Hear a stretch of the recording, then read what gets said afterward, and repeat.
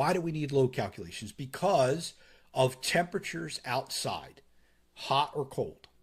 Every item, every type of material, from drywall to brick to wood to everything, any component, construction component, has a value, an R value and a U value, that determine how the air, the heat, and how much of it can penetrate that object, that piece of material, and how long it takes it to do it.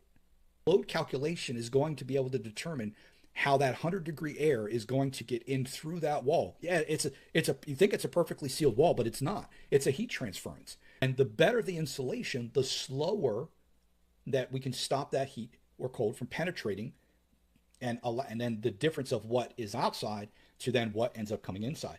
And then once all of that is inside, the purpose of the air conditioning system or heating system is to now remove that unwanted